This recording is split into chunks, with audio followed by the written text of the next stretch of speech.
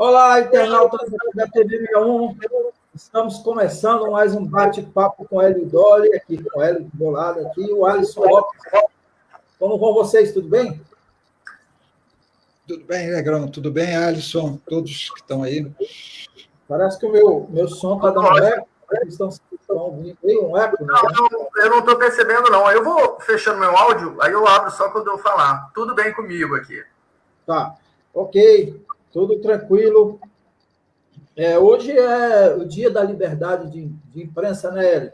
Vamos falar sobre isso. Vamos falar da CPI, da pandemia ou do genocídio, como queiram, né, e a possibilidade de convocação dos membros do tal gabinete paralelo.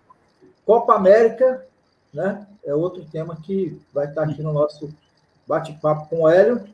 E no baú do Hélio, né, pegando aí como gancho o próprio dia da liberdade de imprensa, o Hélio vai nos contar como que foi aquele jovem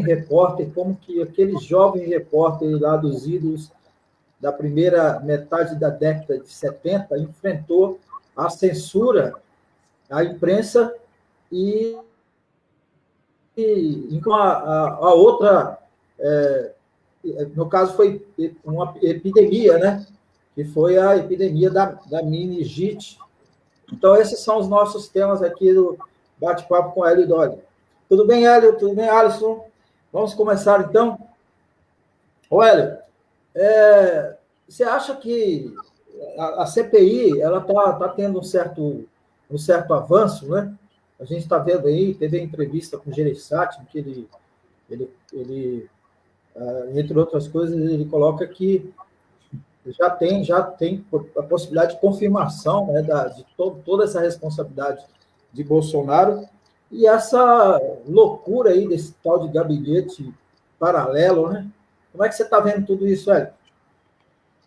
Olha, Negrão, eu acho que assim, a CPI, ela, na verdade, para mim, ela já tem o seu relatório final. Agora ela precisa rechear o relatório final com mais provas, mais evidências, mais demonstrações. Para mim, o enredo já está muito claro, e eu tenho certeza que está claro também para os senadores não bolsonaristas que participam da CPI. Houve nitidamente um crime contra a saúde pública, um crime contra a população brasileira.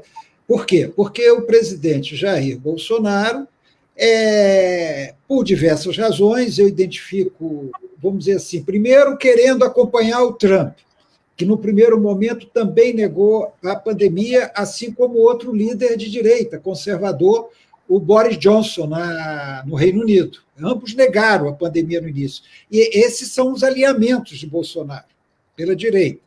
Por isso. Segundo lugar, porque ele temia que aquelas medidas que já vinham sendo adotadas na Europa, de isolamento, de fechamento dos negócios, fechamento de tudo, para evitar a propagação e o sobrecarregar os hospitais, ele encarou isso como uma ameaça ao governo dele. Ele achou que, com isso, a economia naturalmente cairia e o desgaste dele seria muito grande. Terceiro, pela incompetência até de não ter equipe para visualizar saídas corretas sob o ponto de vista sanitário e econômico para esse problema. Então, Bolsonaro entrou na negação da pandemia. Daí, logo no início, ele já estava provocando aglomerações aqui em Brasília, vocês lembram disso, indo a Ceilândia, Samambaia, Sudoeste, sem máscara, e fazendo aquela coisa toda, para negar a pandemia. O que era a cloroquina? Cloroquina também com dois objetivos. Em primeiro lugar, a cloroquina como uma maneira de desmobilizar as medidas sanitárias. Ou seja, olha, nós temos um remédio. Vocês tomem os remédios, a cloroquina e ivermectina que nós estamos supondo, que não tem perigo nenhum, pode trabalhar, pode ir para o bar, pode ir para o restaurante, vocês estão protegidos. Esse é um aspecto da cloroquina. O outro aspecto da cloroquina é dinheiro. Bolsonaro quis um movimento para beneficiar laboratórios que produzem cloroquina e que são de seus financiadores.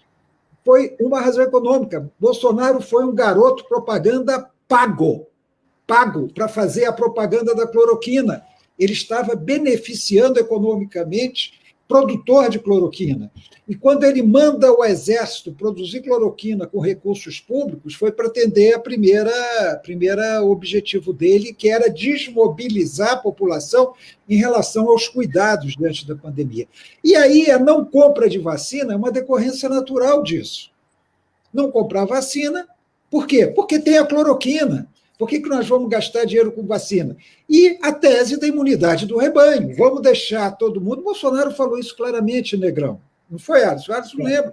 Bolsonaro falou claramente, vamos isolar os idosos. E o resto pode cair na rua. Vamos isolar os idosos.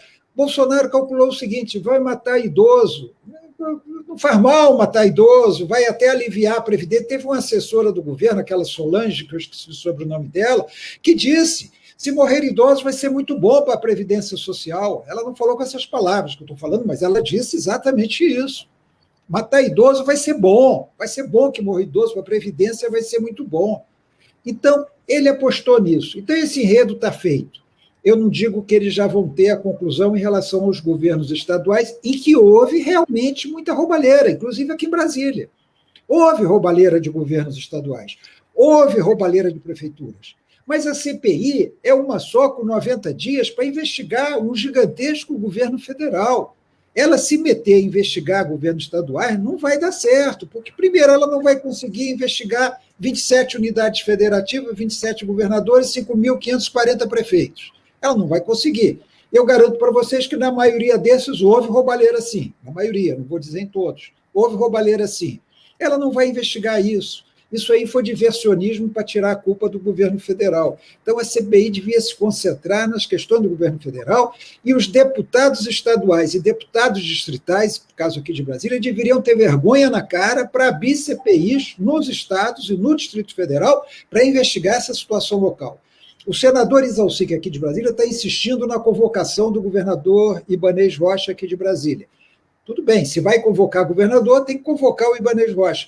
Mas isso não tem nada a ver. Quem tem que investigar o Ibanez Rocha não é o Congresso Nacional, o Senado, é a Câmara Legislativa do Distrito Federal, que está se recusando a abrir uma CPI para investigar a bandalheira que houve aqui em Brasília, na compra de testes, na montagem de hospitais de campanha, na falta de critérios para vacinação, nesse atraso da vacinação. Você, Negrão, sabe disso, o Maranhão está muito melhor do que nós, com o dobro da população. O Maranhão já vacinou muito mais gente. Então, assim, Distrito Federal, a roubalheira que há aqui em Brasília tem que ser investigada aqui em Brasília. Tem que ser investigada aqui, pela Câmara Legislativa, que tem que tomar vergonha na cara esses deputados distritais que estão bloqueando a abertura da CPI, que agora está judicializada, acho que vocês sabem disso. Há um recurso de alguns deputados, se eu não me engano, Leandro Graz, Fábio Félix, eu não sei se Reginaldo Vera, tem alguns deputados que recorreram ao TJ, assim como se recorreu ao Supremo Tribunal Federal, no caso da CPI do Senado, para abrir CPI. Então, a CPI, eu acho que agora ela está recheando o relatório. Ela está recheando o relatório. Essa semana vão ser vários depoimentos, inclusive do ministro, o segundo depoimento do ministro, e nós vamos ver, vai continuar essa movimentação toda, que eu estou achando bastante positiva para o país, até que Bolsonaro fica recuando de algumas loucuras dele com medo da CPI. Hélio, aproveitando isso, no início da sua fala, você citou que o governo tentou defender, que era o isolamento que eles chamam vertical, né? Não o isolamento horizontal, onde você isola de fato, ou tenta isolar toda a população. E eu até acho que na pandemia eles podiam ter, eu não vi isso muito recorrente nas falas, porque o isolamento vertical ele se mostrou tão ineficiente e sem comprovação como a própria cloroquina, né? Até porque, principalmente, as pessoas mais vulneráveis são as que vivem em pequenas casas, com toda... Como é que você faz um isolamento de um idoso, né? Considerando que os filhos estão saindo, precisam trabalhar? Então, assim, se mostrou totalmente ineficaz esse isolamento, tanto quanto a própria cloroquina. E mais uma consideração... Perdão, pode. Não, pode falar. Hélio, quando a CPI, a gente já pode falar que ela está amadurecida. E como ainda num país que amarga essa polarização, que, como você falou, é normal na política, tem quem ame a CPI, tem quem critique, quem esteja, mas olhando agora de uma forma fria, a CPI, como você falou, já coletou as informações, o relatório provavelmente já está pronto, o que eles precisam são de mais provas, mais robustez, mas você acredita que quando o relatório estiver pronto e for apresentado no Congresso, ele vai prosperar? Porque esse é outro passo, né? Eu acho que a gente tem, primeira coisa sobre isolamento, eu não queria deixar de falar nisso, aquilo ali, Alisson, foi para não ter distanciamento, ou seja, quando se defendeu esse chamado vertical, diz o seguinte, quem que vai ficar isolado? São os maiores de 60 anos, grande parte dos quais já está fora do mercado de trabalho. Grande parte, não todos, mas somente a partir dos 70, 75, praticamente fora do mercado de trabalho, a enorme maioria. Então, não mexeria com a economia. Então, era uma maneira, vamos dizer assim, de tentar aparentar um meio termo.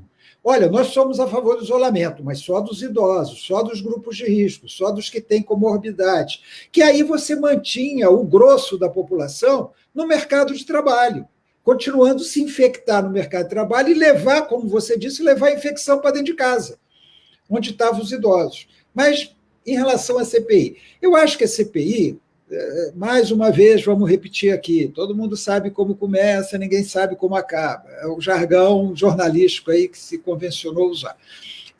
Não se sabe mesmo como acaba. Mas o importante é a ação política que a CPI está tendo. A CPI já valeu a pena, independentemente de suas conclusões serem aprovadas ou não pelo Senado, elas serão aprovadas pela CPI, porque os contra a política bolsonarista são maioria na CPI. Né? Então, ela vai ser aprovada na CPI. Ela vai dar em alguma coisa?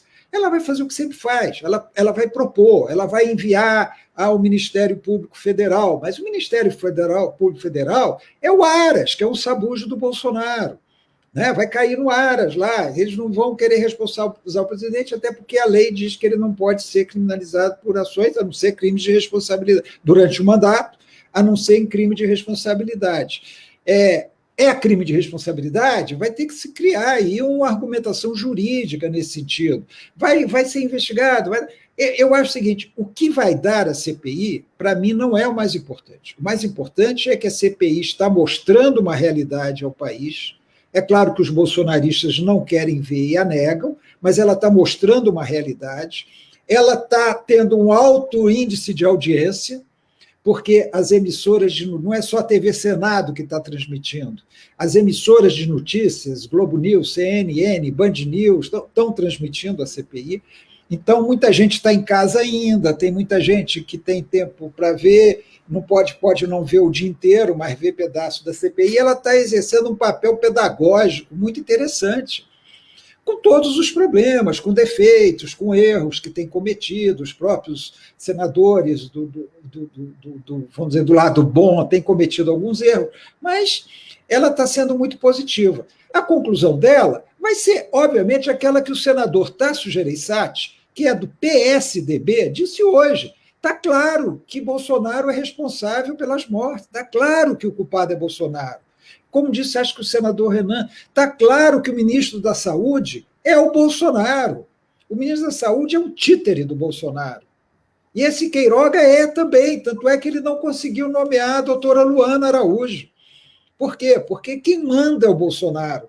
E quem era o Ministério da Saúde durante o Mandetta e durante o Teich, e durante o Pazuello, é o gabinete paralelo.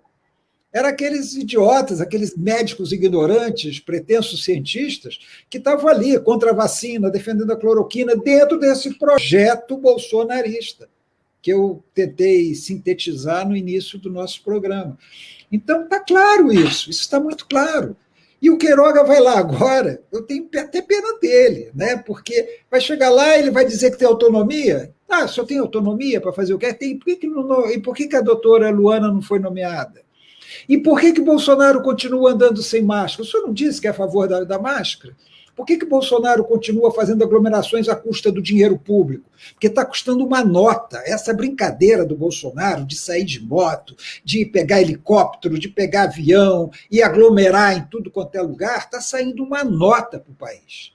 Está custando muito caro. Os jornais têm mostrado esses valores estratosféricos, porque é uma multidão de segurança levados por ele, lá do Gabinete de Segurança Nacional, como os policiais no Rio foram 1.000 PMs mobilizados para proteger aquela palhaçada daquelas motos, aquele desfile de moto que houve lá no Rio. 1.000 policiais militares numa cidade que tem problemas de crimes enormes, para proteger o Bolsonaro. Então, isso é criminoso. Eu sempre digo aqui, é criminoso. E acho que a CPI está mostrando isso, Alisson. Acho que esse é o ponto positivo. Olha, você tem mais alguma coisa a acrescentar, Alisson? Não. Vamos prosseguir. Vamos falar dessa história aí da Copa América, né? O Alisson podia introduzir essa questão aí, porque ele levantou alguns pontos que eu achei importante. Pois é interessante isso, né? Porque é engraçado. Um dia eu cortei meu cabelo moicano, lembrando dos vídeos Siux, e aí o pessoal falou assim: você cortou o moicano por causa do Neymar. Eu falei, pô, pelo amor de Deus, do Neymar não que eu tenha alguma crítica a ele, mas a minha convicção ali. A motivação é outra, né? Pô, até perguntaram se eu sou jogador de futebol. Que tempos, hein? Na década de 80 era C-Punk, underground. Mas vamos lá. E aí, falando sobre isso, falando com essa brincadeira, desse posicionamento, que não é um posicionamento, obviamente, político partidário, não é contra, como outros movimentos que tivemos recentemente, contra o racismo, mas é uma preocupação sanitária. E aí, Hélio, é legítimo, né? Eu sei que você entende isso, nós entendemos que é legítimo. Não saiu uma definição ainda, mas e aí, seu palpite? Você acha que a seleção joga ou não joga? O Tite é ou não é demitido? Olha, essa questão da seleção é mais uma demonstração da ignorância bolsonarista e da politização que ele faz de tudo. Ele acusa de politizar.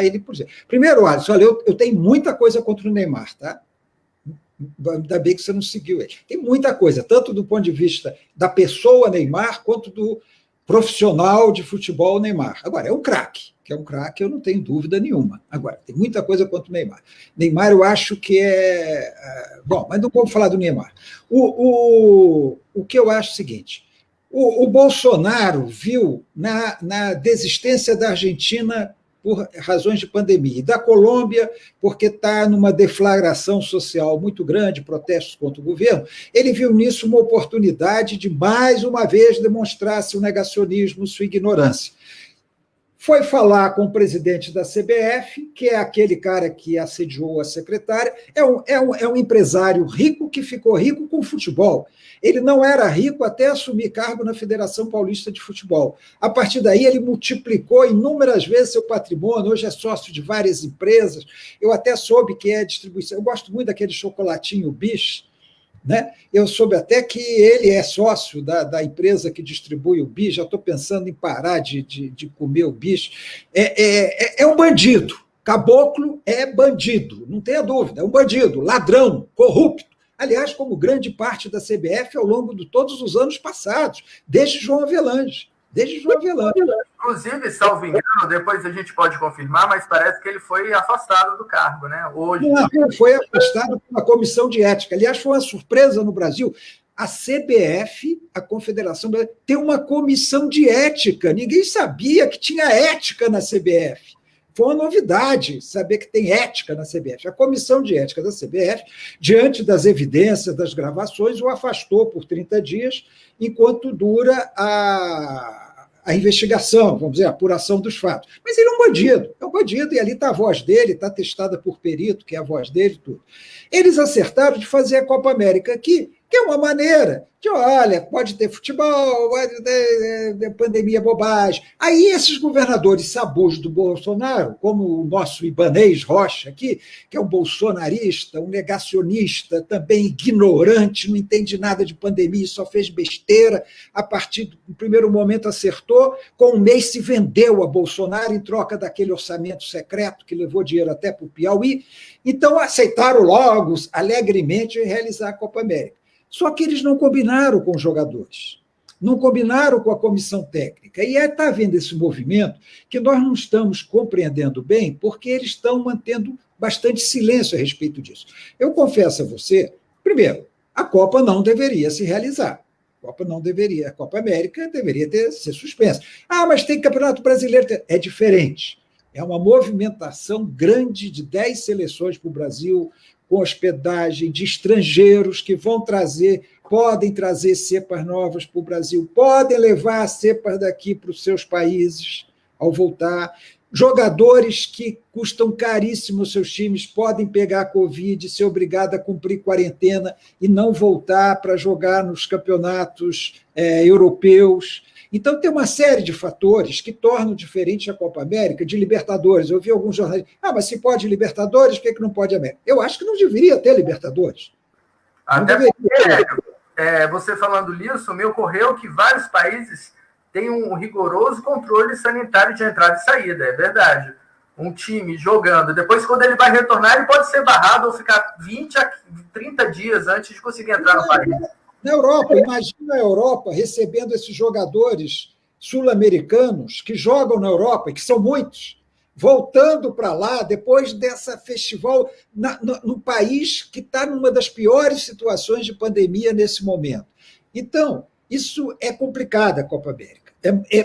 Não deveria acontecer. Agora, eu confesso, viu, acho que o Alisson caiu aí na tecnologia, mas, viu, Negrão, eu acho o seguinte, para mim, se os jogadores brasileiros se recusarem a jogar Copa América, vai ser uma enorme surpresa, porque há muitos interesses envolvidos e há muita questão dessa hierarquia de CBF, punições, etc. Então, para mim vai ser uma surpresa, vai ser mesmo uma surpresa, apesar de toda essa movimentação, se a decisão final surpresa agradável, surpresa boa, se a decisão deles for não jogar a Copa América.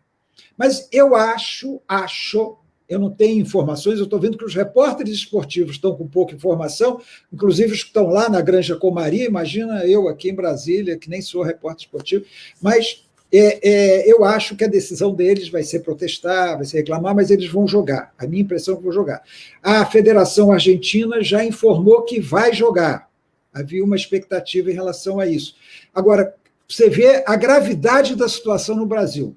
Os argentinos vão se concentrar em Buenos Aires. Vão pegar o avião, jogam no Brasil e voltam para Buenos Aires. Próximo jogo, pega o avião, vem para o Brasil e volta para Buenos Aires. Isso aí mostra a gravidade da situação. Os argentinos não fariam tudo isso. Imagina a despesa, imagina o desgaste dos jogadores de fazer essa viagem, né? Eles não fariam isso se o Brasil tivesse uma situação boa em relação à pandemia. Só que o Brasil está numa situação trágica. Hoje mesmo eu vi, a Espanha abriu suas fronteiras para todos que estiverem vacinados. Brasileiros, não. Pode estar vacinado com AstraZeneca, porque a Coronavac não é ainda aprovada pela entidade europeia. Mas a AstraZeneca é. Mas nem com a AstraZeneca brasileiro pode ir para a Espanha. Então, a situação do Brasil... Não, interessante isso, assim, talvez a história ela tenha essa coisa de nos surpreender ainda, embora algumas concretizações de ações sejam anunciadas, né? Então, eu não tinha conhecimento dessa questão da Argentina, mas provavelmente com a sinalização da Argentina e de outros países jogando, provavelmente o Brasil irá jogar, que seria uma surpresa que não viesse, né? Quer dizer, seria um golpe ao governo... Habilíssima do ponto de vista sanitário e uma porrada bem dada no Bolsonaro e na CBF. Não esperaria, né? Da onde ele não esperaria. Inclusive, isso num país polarizado, quer dizer, o jogador ele se posiciona, ele fala isso, de repente nas redes sociais ele começa a ser atacado, né? Isso gera reações.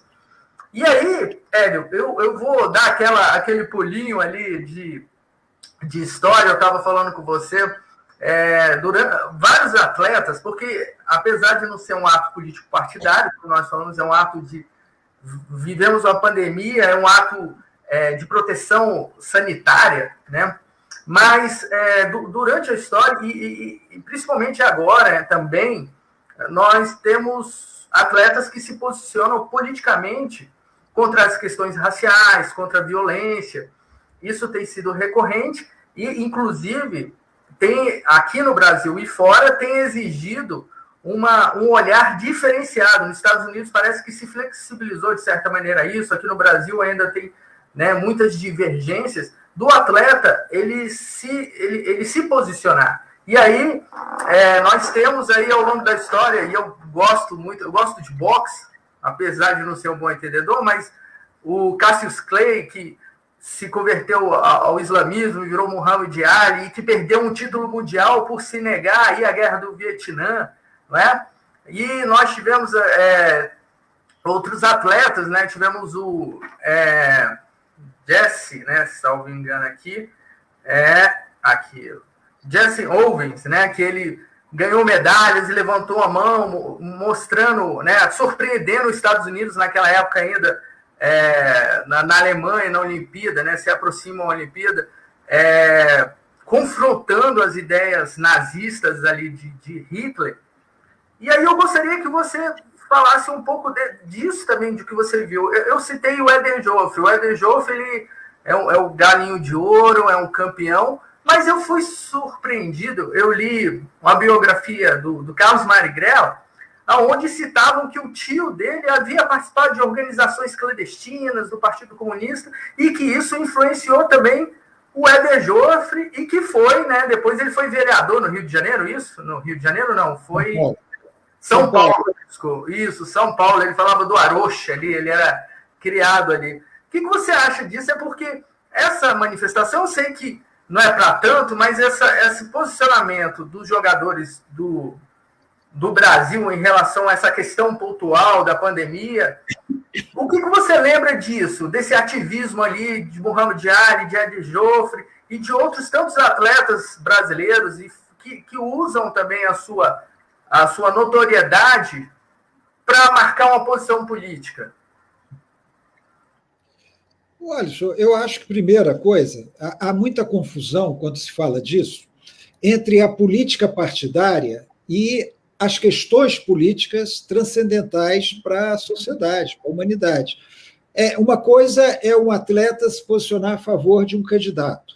Outra coisa é um atleta se posicionar contra o racismo. São coisas completamente diferentes. Mas as pessoas fazem questão de confundir. Por quê? Porque, geralmente, os atletas que têm se manifestado, os Estados Unidos são um bom exemplo disso, como você citou, inclusive Muhammad Ali, que se negou a ir para o Vietnã e tinha uma posição antirracista muito clara, mas também os atletas olímpicos que levantaram o punho ao receber suas medalhas nas Olimpíadas, se eu não me engano, do México, e depois os atletas que se ajoelham, né, que também foi muito comum. Os atletas de basquete da NBA se posicionaram claramente na questão do vidas negras importam, agora recentemente, no governo Trump. Então, essas são manifestações. E aí, para falar do futebol, nós temos visto, eu acho que a ida para a Europa tem feito muito bem alguns jogadores brasileiros, que aqui são absolutamente alienados, fora de tudo, não sabem o que acontece, e muitos deles se impressionam e ficam fazendo arminha, como aquele imbecil do Palmeiras, que eu esqueci o nome agora, que foi da seleção, só fez besteira na seleção brasileira, na Copa. Felipe, né? Felipe alguma coisa, que é um imbecil completo.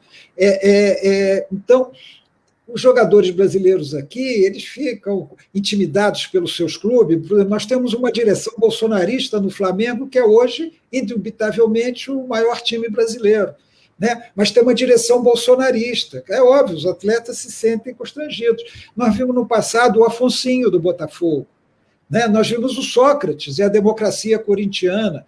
Então, atletas, eu acho que tem que se posicionar. Eu me lembro quando o Estádio Nacional foi campo de concentração depois do golpe de Pinochet no Chile. Morreram muitos chilenos e estrangeiros no Estádio Nacional fuzilados. Muitos foram torturados. E logo depois estava aberto para o futebol. Eu acho que seria uma atitude digna se recusar a jogar no Estádio Nacional naquela circunstância. Mas os atletas muitas vezes também estão submetidos a seus patrocinadores, aos dirigentes, aos seus contratos nos clubes. Que nem sempre são legais, mas que ele, pelo sim, pelo não, se submete, né? Sim, é por isso que eu falei que será uma surpresa para mim muito agradável se os jogadores brasileiros se negarem a jogar a Copa América, porque eles têm contratos de patrocinadores, eles têm dependência aos dirigentes dos seus clubes, eles têm dependência às confederações, às federações. Então, assim, é muito complicado, é uma situação bastante complicada. O cara pode ser punido, pode ser escanteado, pode sofrer represálias. Vários jogadores brasileiros foram vítimas disso. Mas eu acho que é importante que os atletas se manifestem. Não estou dizendo, eu acho que todo cidadão tem o direito de manifestar a preferência por seus candidatos, por quem quer apoiar, tudo bem. Mas não é isso que eu estou falando. Eu estou falando das questões como racismo, como misoginia, como perseguição. Nós tivemos aqui casos de jogadores homossexuais que são discriminados, são perseguidos, né, que são boicotados. Acho que tudo isso os atletas deveriam se manifestar assim. E a pandemia é um assunto sem dúvida nenhuma. Eu acho que, eu entendo a situação de a maioria dos jogadores de futebol brasileiro depende dos campeonatos para sobreviver, mas isso aí mostra a falta que tanto o governo federal como vários governos estaduais não deram apoio econômico necessário para o enfrentamento da pandemia. Então, o jogador prefere que haja o campeonato, que ele corra risco, do que ficar parado esperando a situação melhorar. Mas eu acho que a postura dos jogadores, até agora, me parece correta. Vamos ver o que eles vão decidir. Parece que vai ser anunciado depois do jogo com o Paraguai, né? Que é o último jogo agora das eliminatórias para a Copa do Mundo. Okay. Maravilha. Estou chamando o Hélio de Éder. Perdão, João, pode falar. Não, me desculpa, porque a gente tem que ver o tempo aqui. Está acontecendo nesse momento, só para informar, uma audiência pública na Câmara Legislativa do Distrito Federal, que vai discutir o nome da mudança da ponte Costa e Silva para o Ernestina Guimarães, e tanto o Hélio quanto o Alisson vai ter que sair para ir para essa audiência. Quem puder participar, que estiver nos assistindo aí, depois resgata, até porque nosso papo aqui hoje é gravado, mas nós temos que adiantar para que os dois possam participar dessa audiência, que é importante. E vamos para o próximo ponto, que é Dia da Liberdade de Imprensa. Hélio,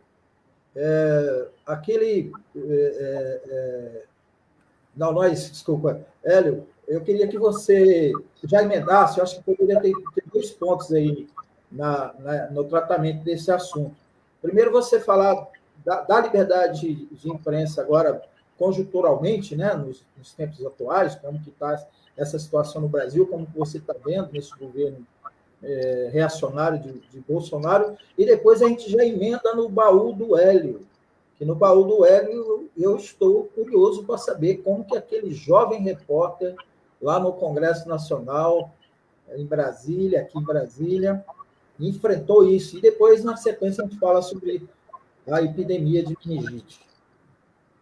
Inclusive, João, antes do Hélio falar sobre o baú, eu vi dos comentários, né, das pessoas que nos acompanham, falando que as histórias do baú tinham que se tornar um livro. E é verdade, Hélio. Pense nisso aí.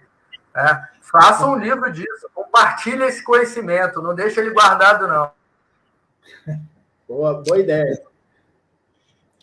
Bom, Negrão, eu vejo o seguinte: a liberdade de imprensa é uma liberdade fundamental em qualquer democracia, mas é um conceito sempre discutido, né? Porque, muitas vezes, em sociedades como a nossa, a liberdade de imprensa é confundida com a liberdade do empresário da comunicação, ou seja, todos têm direito a ter um meio de comunicação e fazer com esse meio de comunicação o que quiser. Liberdade de imprensa é muito mais do que isso. Liberdade de imprensa exige que você tenha possibilidades de se comunicar com a sociedade de maneira livre, livremente. Então, nós temos no Brasil hoje, a gente pode dizer que existe liberdade de imprensa no Brasil hoje, embora haja muitas ameaças à liberdade de imprensa. As ameaças à liberdade de imprensa vão desde o constrangimento a um jornalista na rua, como tem sido feito ultimamente, ameaças aos jornalistas, agressões a jornalistas, vão desde isso até a censura governamental, até uma censura governamental como a que nós tivemos no tempo da ditadura, sobre a qual eu vou falar depois. Agora, no meio disso, tem uma enormidade de coisas que ameaçam a liberdade de imprensa. Inclusive, o direito dos proprietários de concessões públicas, como são as emissoras de rádio e televisão, de decidirem o que eles vão divulgar e o que não vão divulgar. Nós vimos recentemente muitas críticas a algumas emissoras por não terem noticiado adequadamente as manifestações contra o Bolsonaro. Só um exemplo. Isso é uma violação à liberdade de imprensa. Se o dono de uma concessão pública, eu estou falando de rádio e televisão, que são concessões públicas, não, essa notícia eu não vou dar, essa notícia eu vou dar, ele está violando também a liberdade de imprensa. Né? Então, há uma série de maneiras de violar. Quando você constrange um veículo, como acontece aqui em Brasília, o governo do Distrito Federal, e não é só aqui, é no país inteiro, mas o governo do Distrito Federal usa a verba publicitária, que é um dinheiro público, que inclusive é mal utilizada, mas isso é outra discussão, usa a verba publicitária para ter veículos de comunicação, sejam jornais, emissoras, blogs, a seu favor. Ele paga para ter a imprensa a seu favor. Isso é uma ameaça à liberdade de imprensa. Isso é uma ameaça à liberdade de imprensa. Eu já fui responsável pela comunicação de governos aqui no Distrito Federal. Direto ou indiretamente, em 3 governos. Duvido que algum veículo, que algum blogueiro, para falar dos mais recentes, que algum blogueiro possa dizer: eu fui intimidado a publicar isso ou deixar de publicar aquilo, porque a pessoa que destinava a verba publicitária me ameaçou. Duvido que apareça alguém que possa dizer isso. Essa é a comunicação correta que o governo faz e que não viola a liberdade de imprensa. Então, nós temos hoje uma liberdade de imprensa, mas ameaçada. E a gente vê qual é o caminho que Steve Bannon, nos Estados Unidos, inventou e exportou para outros países, inclusive para o Brasil. É desmoralizar a imprensa. Você desmoraliza a imprensa, você nega a credibilidade à imprensa para que os seus canais sejam ouvidos. É o que acontece hoje com o bolsonarismo. E que, olha, Negrão e Alisson, acontece com a esquerda também.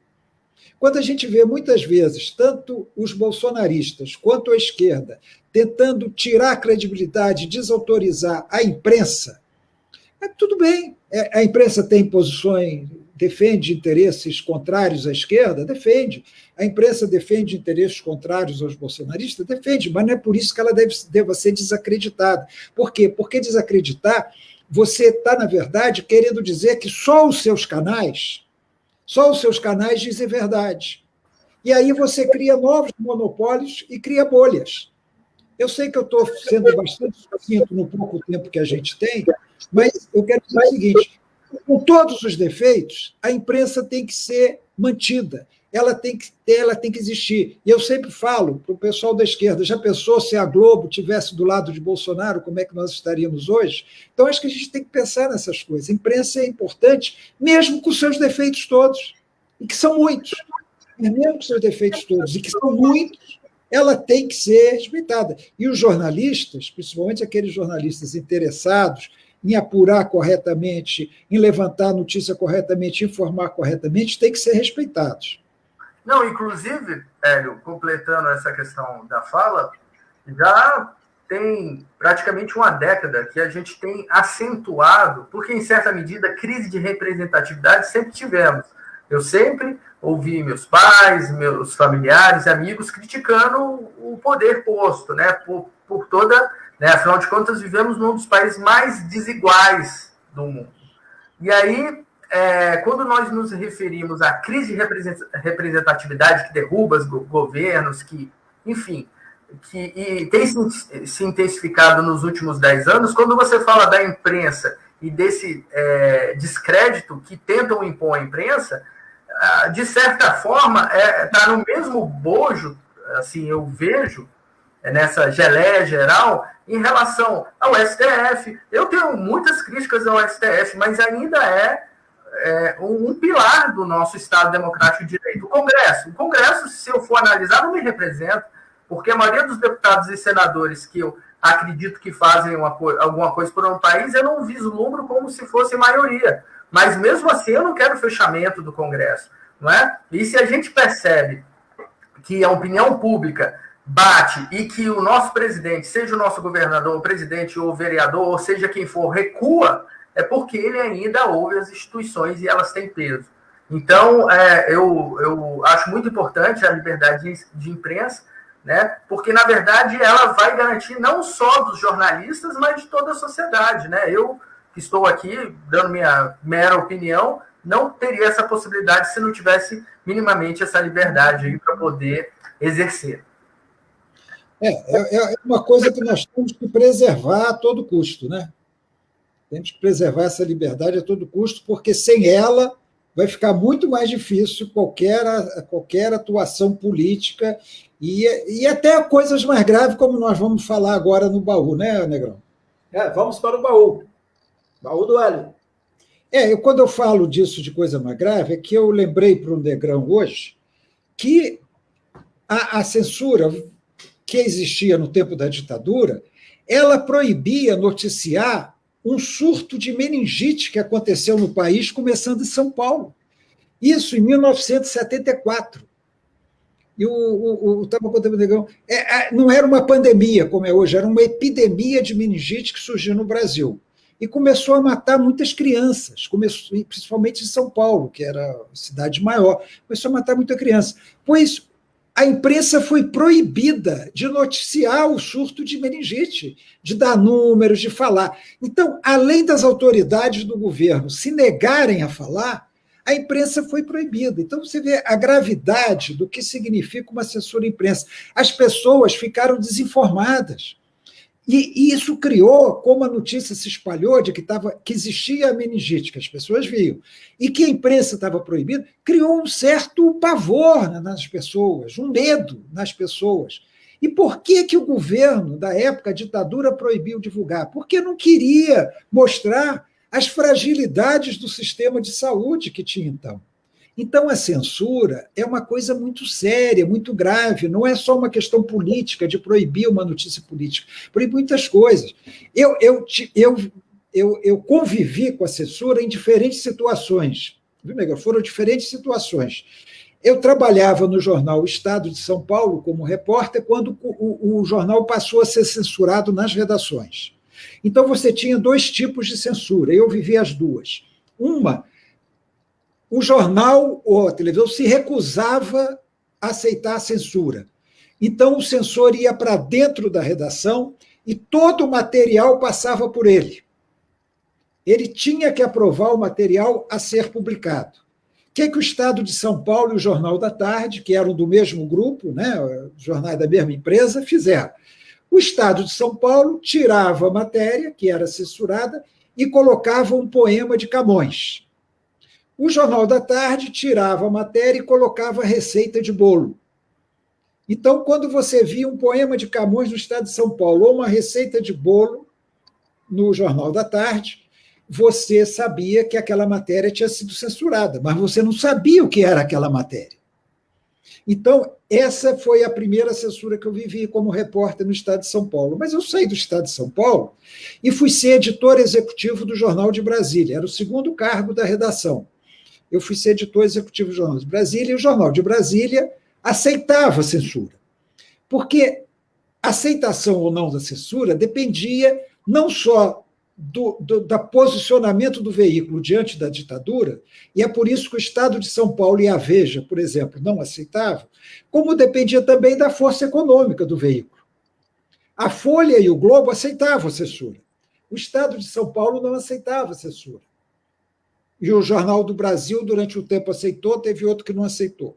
Mas a maior parte do tempo aceitou. A Veja não aceitava a censura. Quando eu fui para o Jornal de Brasília, o Jornal de Brasília era um jornal economicamente frágil, aceitava a censura. Era eu, Negrão, que recebia os dados, que vinham por telefone. Então, todo dia à tarde, todo dia exagero, mas frequentemente à tarde eu recebia um telefonema. Teve o primeiro, depois eu me acostumei. Então, Hélio, sim, é o Romão. O Romão era um delegado da Polícia Federal chamado Hélio Romão. Ele chamava Hélio Romão. Aí ele me passava por telefone e eu anotava. Você pode anotar? Posso, doutor Romão. É proibido noticiar tal e tal coisa. É proibido noticiar isso. Pelo doutor Romão, eu tive notícia de muita coisa que eu não sabia. Ele me dizia, é proibido noticiar que o banco tal foi assaltado em São Paulo. Aí eu ficava sabendo que o banco tal tinha sido assaltado em São Paulo. Eu não sabia. Então, eu tinha que pegar aquilo, passar para a redação, eu era o responsável, eu era editor executivo. Então, eu tinha que evitar que aquelas matérias fossem publicadas. Era uma coisa constrangedora, mas era o meu papel ali. Aquelas matérias não podiam ser publicadas. Várias vezes a gente dava uma saidinha, uma linguagem cifrada. Por exemplo, eu fui processado pela Lei de Segurança Nacional, eu e o Gutenberg, que era o editor-chefe do jornal, fomos processados porque nós publicamos a notícia de tortura. Um certo dia eu estava na redação e eu recebi 2 senhoras que me relataram as torturas sofridas pelo marido de uma delas, que era o ex-deputado Marco Antônio Coelho, que tinha sido torturado em São Paulo. O doutor Romão não sabia que eu tinha recebido elas. Então, ele não podia censurar. Eu publiquei a matéria da tortura do ex-deputado, Marco Antônio Coelho. Era a esposa do deputado e eu tenho a impressão que é a irmã dele, a outra senhora que... A gente fala senhora hoje, mas como eu tinha 20 e poucos anos, talvez elas fossem bem novas também, né? A gente perde um pouco a noção. Então, eu publiquei aquilo, fomos processados, respondemos a processo na Lei de Segurança Nacional. Gutenberg e eu, por causa daquela notícia. Nós noticiamos a prisão do Onestino Guimarães. Conseguimos, cifradamente, noticiar que o Onestino tinha desaparecido, provavelmente preso. Mas a censura era violenta, a censura vinha em cima da gente. Então, essa foi outra. Aí eu saí do Jornal de Brasília, eu passei rapidamente pela Folha de São Paulo e fui para a TV Globo. Na TV Globo nem precisava de censura, nem tinha censor na redação, porque já estava implícito. Todo mundo na Globo já sabia mais ou menos o que podia e o que não podia. Então, era uma autocensura que nós todos fazíamos. Porque a gente sabia, não dá para falar nisso, nem adianta pensar em falar nisso. Mas tem um episódio que eu vivi que eu acho interessante, Negro, que foi a morte do Juscelino. Eu já relatei esse episódio, inclusive, para quem escreveu sobre isso. No dia que morreu Juscelino, tem um episódio paralelo que está em livros, tal, que 2 semanas antes, eu recebi um telefonema, eu recebi na Globo o boato de que Juscelino tinha morrido num acidente, 2 semanas antes dele morrer. Eu peguei o telefone e liguei para uma amiga dele chamada Vera Brant, que é outro baú. A Vera Brant alugou o primeiro sede do PT em Brasília, foi Vera Brant que alugou para a gente. Então, eu falei com a Vera negou, foi lá na fazendinha do Juscelino, comprovou que ele não tinha morrido. 2 semanas depois, o acidente que tinha sido fator de boato 2 semanas antes aconteceu. Isso está em livro do Ronaldo Costa Couto, está em livro do Boiunga, está em minissérie da Globo, tudo isso está contado. Isso lá. Bom, mas quando morreu Juscelino, eu fui de manhã para a redação e passei o dia inteiro na redação da Globo, porque, na época, você tinha dificuldades de todo tipo. As equipes saíam para a rua, filmavam a manifestação que estava havendo, aquela grande manifestação no enterro do Juscelino, e até à noite o sepultamento do Juscelino no Campo da Esperança, e eu fiquei dentro da Globo dirigindo, coordenando os trabalhos. Eu não fui para a rua. Uma das coisas que eu perdi na vida foi ter ido assistir aquela grande manifestação que houve em Brasília, a primeira, depois, em todo o tempo de ditadura. E eu fiquei na Globo editando. Em determinado momento, nós recebemos uma ordem do Rio. E a ordem dizia o seguinte: doutor Roberto está na ilha. A ilha, para quem não sabe, é o lugar onde se faz a edição das imagens e do texto. Doutor Roberto está na ilha olhando tudo. E ele proibiu imagens de plano aberto. Nós não podemos mostrar a multidão. Nós temos que fazer imagens fechadas, mostrar ali a autoridade que está lá, um pouco de movimento, caixão, nada de dar. Porque nós estávamos, o pessoal da Globo, que era competente, obviamente, estava de cima da rodoviária, mostrando toda aquela multidão na esplanada dos ministérios. Foi proibido. Essa é uma autocensura muito clara. Por quê? Porque certamente os militares mandaram. Ou então o doutor Roberto, que era a favor da ditadura, aceitou isso. E eu saí da Globo, Negro, e fui para a Veja, que não aceitava a censura.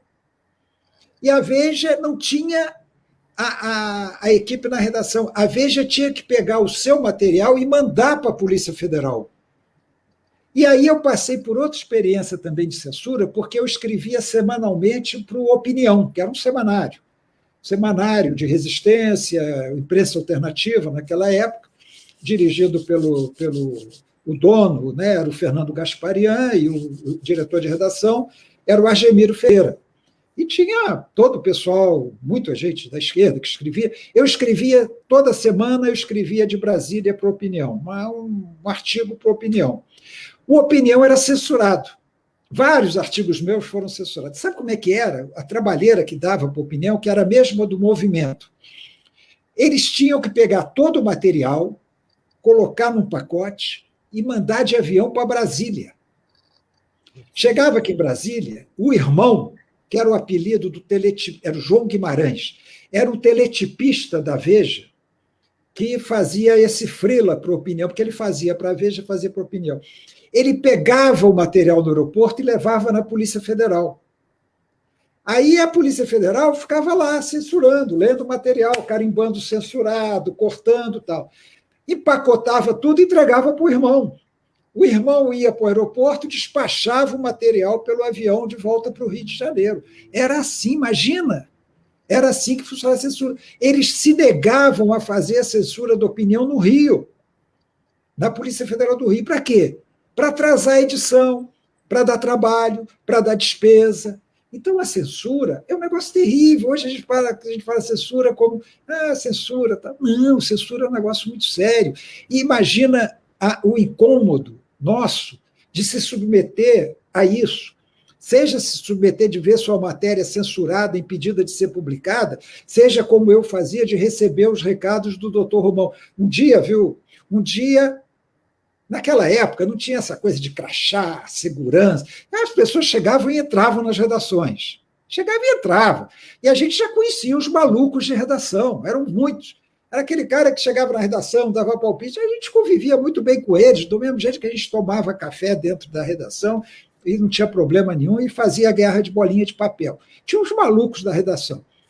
Um dia entra um sujeito de terno na redação e vem vindo em direção à minha mesa. Eu olhei para ele, você sabe, sem ele falar nada, eu falei, esse aí é o doutor Romão. Aí ele foi se aproximando da minha mesa, no que ele falou, boa tarde, eu falei, doutor Romão? Era. Aí eu conheci pessoalmente o doutor Romão, que eu não lembro porquê, foi me levar pessoalmente uma proibição. Essa estava escrita, papel timbrado, tal, ele foi levar pessoalmente a uma proibição que eu já não me lembro qual era mais, infelizmente eu não me lembro. E assim eu conheci pessoalmente o doutor Romão, que eu conhecia de telefone. Então, é um negócio muito ruim, viu? Ser submetido à censura de um jeito ou de outro é muito ruim. Na Veja, eu lembro, na Opinião, eu lembro que eu tinha que ficar procurando palavras. O Jornal de Brasília, certa época, a censura proibiu o uso da palavra autênticos para denominar os deputados do MDB que tinham uma posição mais à esquerda. Então, imagina só, está proibido usar o termo autênticos. Você não podia falar os autênticos do MDB, o deputado autêntico Lisânias Maciel. Autêntico. Aí, o que eu fiz? Falei, tira o autênticos, vamos usar aguerridos. Aí usamos aguerridos, passamos uns 2 dias, o deputado aguerrido, os deputados do grupo aguerrido. O que aconteceu 2 dias depois, Negrão? O doutor Romão ligou, é proibido falar aguerrido. É difícil você ficar driblando a censura, entendeu? Então não podia nem autêntico nem aguerrido. E se eu inventasse um outro nome, ele ia ser proibido também. Então, olha o nível que chegava a censura. Teve um crime famoso em Brasília, naquela época, o assassinato da Ana Lídia, de uma criança. E havia diversas suspeitas do envolvimento do filho do ministro da Justiça, do Alfredo Buzaide, do filho do senador Eurico Rezende, que era líder da Arena, que era o partido do governo. Havia essas suspeitas. Havia suspeitas também sobre outras figuras importantes de Brasília no assassinato da Ana Lídia, que tinha sido violento, ela tinha sido estuprada, morta, uma criança de 4, 5 anos de idade, não lembro. E eu, inclusive, participei de alguma cobertura desse julgamento no Jornal de Brasília. Eu era editor, mas fui lá no tribunal, entrevistei o Duque, que era um dos acusados do crime, lá no próprio tribunal, entrevistei o Álvaro, que era irmão da Ana Lídia, que também foi suspeito e foi condenado pelo assassinato. Um caso muito nebuloso. Pois foi proibido noticiar, foi proibido. Nós fomos proibidos de dar notícia sobre as investigações e o julgamento da Ana Lídia. O julgamento do caso Ana Lídia. Você vê, um crime em que uma criança foi estuprada e morta. Nós fomos proibidos por quê? Porque havia uma suspeita sobre o filho do ministro da Justiça, do Alfredo Buzaide, e sobre o filho de um líder da Arena, que era o senador Eurico Rezende, e que poderia envolver outras figuras. Então, censura é um negócio muito sério, não é só em questão política, é proibido criticar o governo, é proibido atacar o presidente, não é isso só, é meningite, é crime, né? É uso de uma palavra. Então, é uma coisa muito séria que a gente tem que estar atento para não deixar que isso volte, né? E se deixar o Bolsonaro dar o golpe dele, vai voltar. Vai voltar. É bom isso, né, Hélio? Você já frisou isso algumas vezes, o Alisson também, né? Que a gente precisa conhecer o passado, né? Para ver esse nosso presente e não errar no futuro, né? Mais ou menos isso. Mas eu queria pedir permissão para vocês para dar um testemunho pessoal aí em relação a essa questão da censura na época da meningite. Eu perdi 2 irmãos para meningite naquela época. A minha irmã primeira que faleceu, ninguém sabia o que era a doença, ninguém tinha ideia, tanto é que todo mundo imaginava que ela tivesse sido envenenada, ela tinha 5 anos de idade, gostava de ficar brincando no quintal, comendo folhas, tinha muita planta, meu pai e minha mãe cultivavam muitas plantas, então se especulou isso, e foi internada e faleceu. Logo que ela faleceu, os vizinhos já começaram, várias crianças também, e adolescentes falecerem, e 6 meses depois, exatamente 6 meses depois, meu irmão Carlos, já com 10 anos de idade, também falece. E aí, no falecimento do Carlos, é que a gente já sabe que existia a doença, a meningite, né? E que já tinha essa epidemia, porque estava morrendo muita gente, aulas suspensas e tal. 2 anos depois, Hélio e Alisson, quem contrai a doença sou eu. Fiquei 23 dias internado em Goiânia, no hospital Oswaldo Cruz, que era o hospital que tratava de doenças, né, que necessitava de isolamento. E por pouco eu não morri, mas eu presenciei na enfermaria que eu estava 4 mortes de crianças e adolescentes que estavam comigo. Foi um processo muito terrível, né? E se essa censura, né, do regime militar assassino, né, tivesse permitido, porque nem médicos tinham conhecimento da época que era essa doença. Outro detalhe também, Hélio e Alisson, é que o governo não queria comprar vacina.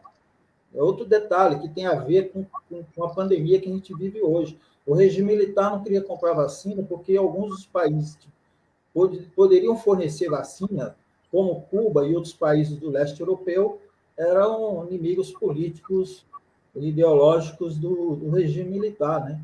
Então, o que a gente está vivendo hoje tem muito a ver com esse passado aí que a gente corre o risco de retornar com esse governo fascista, né? Que se mobiliza para implantar uma nova ditadura nesse país, né? Vamos para nossas considerações finais, Hélio, Alisson. Eu agradeço, não esqueça a ideia do livro. E olha só, para os mais jovens aí, quem inventou o corte de cabelo moicano foram os índios, entre outros povos, os indígenas estadunidenses ali, antes, né, da criação dos Estados Unidos além. Não foi jogador de futebol, não, viu? Mas Alisson, para mim você está parecendo o Cascão, cara. Desculpa aí, viu? Então, tô bonito. Bom, quando você vira de perfil, aí fica moicano, mas olhando de frente, parece o Cascão. E já que falamos de jogador, né, o Cascão ficava parecendo o Ronaldo, né? O Ronaldinho. Desculpa aí, desculpa a brincadeira, Alisson. Prossiga, por favor. Não, é isso, agora. Vamos ver como é que vai ser essa semana agora, né?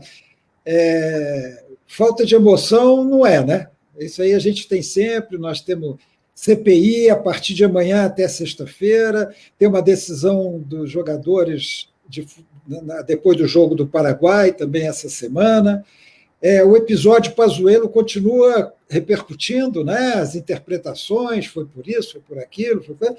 E uma coisa só que a gente não falou, que eu queria falar rápido. Você viu que quem deu a ordem para a polícia militar em Pernambuco atirar no pessoal foi o próprio comandante da PM, né? Foi o próprio comandante PM que já tinha sido afastado pelo governador antes da notícia circular de que ele deu a ordem para aquela repressão. A situação é muito grave. Acho que a gente tem que continuar atento a ela. Atento. Alisson, você quer concluir? Eu interrompi você na fala aí da brincadeira. Não. Vamos para outra atividade, né? Tem agora a audiência pública, né? Bom trabalho para vocês aí na audiência, agradeço mais uma vez. E a gente volta na quinta-feira com mais um bate-papo com a Lidória. Um abraço para vocês. Até mais.